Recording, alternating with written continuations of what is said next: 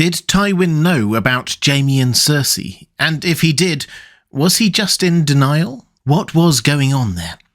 Hi everyone, this is Robert. Welcome to Deep Geek. On this channel we dive deep into the world of A Song of Ice and Fire, as well as The Lord of the Rings and The Witcher. Welcome. It took Ned Stark just over 2 months in King's Landing to work out what was going on with Jaime and Cersei.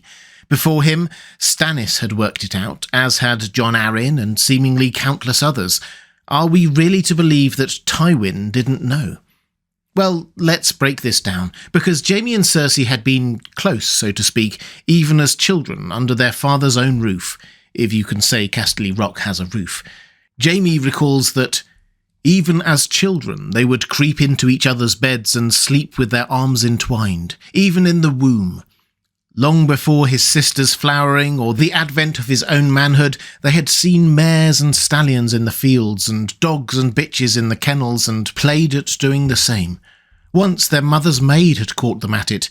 He did not recall just what they had been doing, but whatever it was had horrified Lady Joanna. She'd sent the maid away, moved Jaime's bedchamber to the other side of Casterly Rock, set a guard outside Cersei's, and told them that they must never do that again, or she would have no choice but to tell their Lord Father. They need not have feared, though. It was not long after that she died, birthing Tyrion. So they'd been discovered while still very young, and the twins were worried what Tywin's reaction would be if he had found out, but Tywin wasn't told then. As it happens, they then weren't together all that much over the next few years, so there wasn't really anything to hide except their desires. Jaime left to squire for Lord Crakehall for 4 years from the age of 11, and 2 years later Cersei was taken to King's Landing by her father, presumably with the hope of marrying her to a Targaryen, either Rhaegar if the sickly Elia died, or even Viserys. At least that's what Jaime thought. At the age of 15, just after Jaime had been knighted, he met her in King's Landing on his way back to Casterly Rock, and they hatched the plan for him to be made a member of the Kingsguard, which would keep Jaime in King's Landing, near her. That worked, because by that point King Aerys was looking for any opportunity to get one over Tywin, and jumped at the opportunity to get Jaime to renounce his claim to inherit Casterly Rock. Unfortunately for the twins, Tywin responded by quitting as Hand of the King and moving back to Casterly Rock and taking Cersei with him, while Jaime was now tied to King's Landing. There followed 2 years, including Robert's Rebellion, where they were apart again. It was only with Cersei's marriage to Robert Baratheon after the war that they were in the same place once more and could restart their relationship. There were, of course, odd moments in those years before when they were together, but by and large they were separate from the ages of 11 to about 18. Then, for the next 15 years or so, they were together in King's Landing as Queen and member of the Kingsguard. Cersei made a point of refusing to go on Robert's regular hunting trips so she could stay in the Red Keep with Jaime. Of course, all this time Tywin was in Casterly Rock.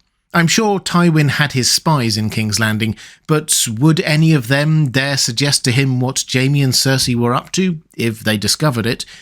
We don't know, but I suspect not.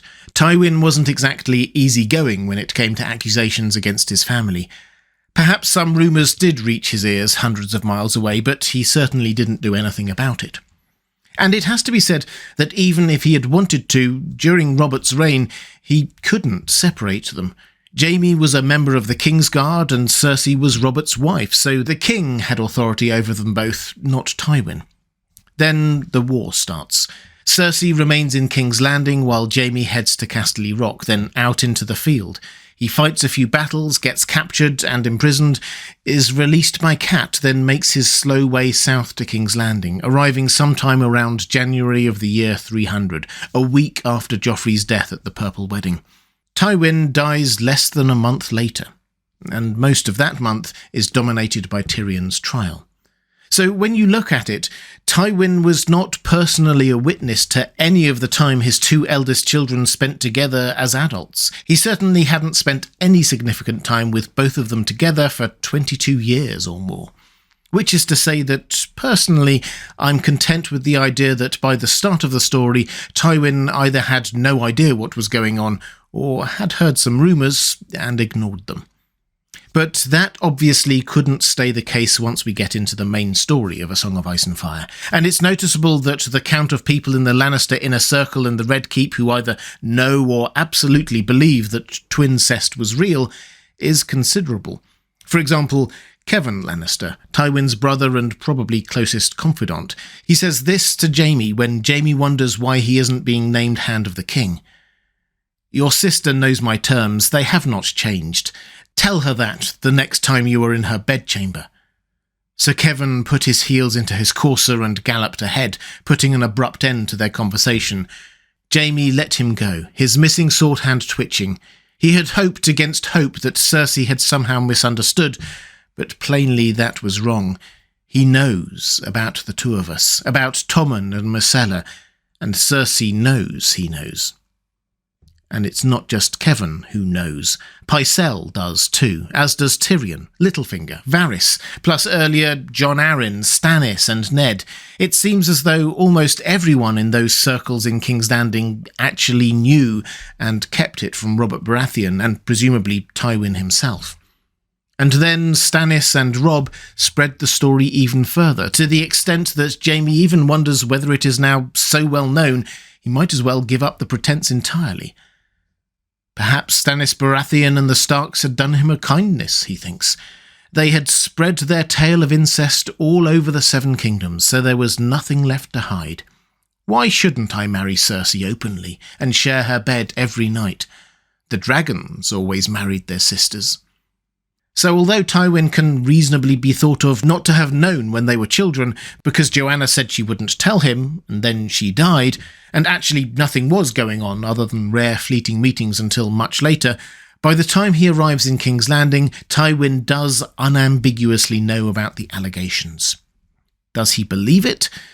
He has a family meeting of sorts at one point, with just Cersei, Kevan and Tyrion, at which he refers to the allegations as disgusting slander, and he goes on to talk about how to counter them.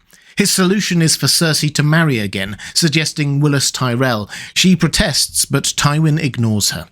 Interestingly, we see it all from Tyrion's point of view, who has this intriguing thought process while watching on. There is Jaime to consider. Their brother had been much younger when Cersei wed the first time. He might not acquiesce to a second marriage quite so easily.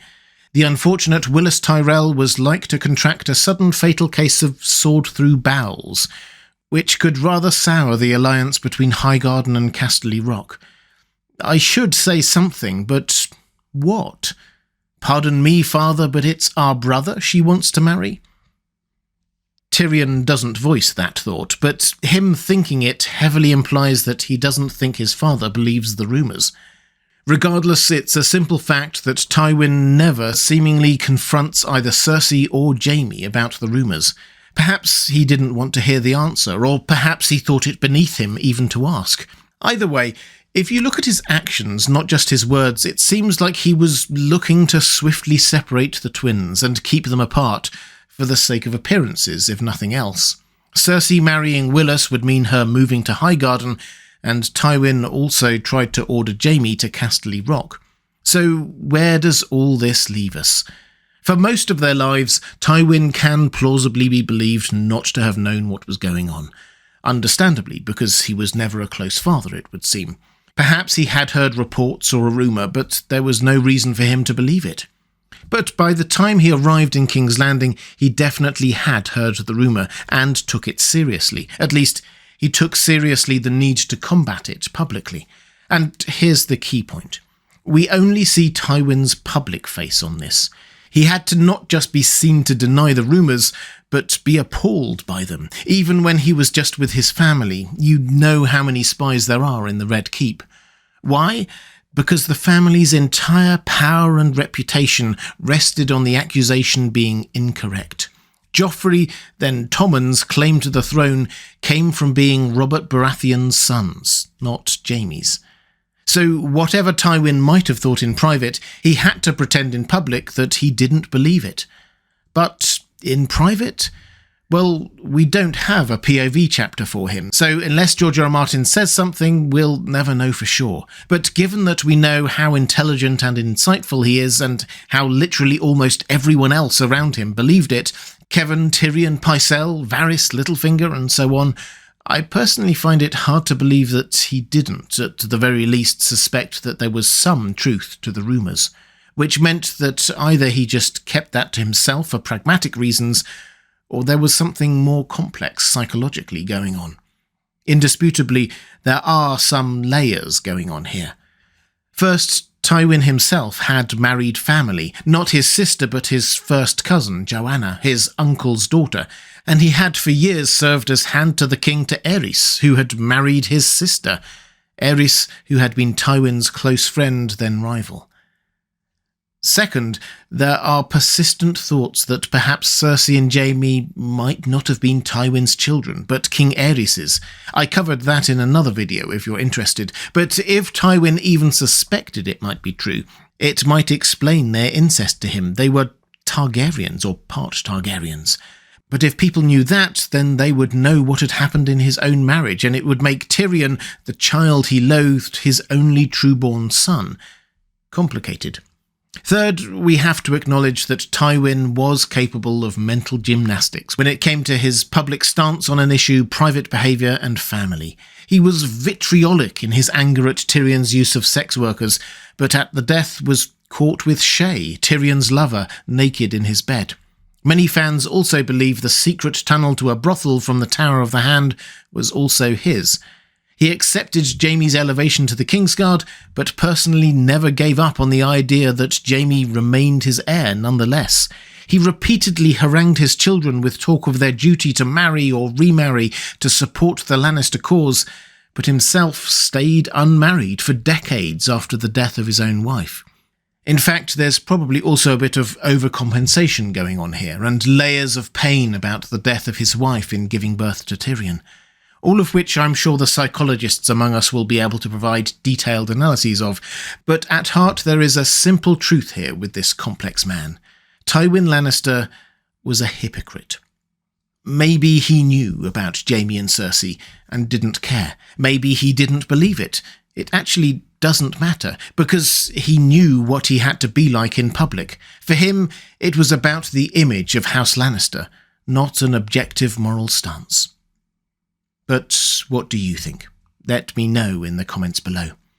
If you'd like to see more videos like this, diving into the world of A Song of Ice and Fire, there's a playlist appearing now on the left of your screen.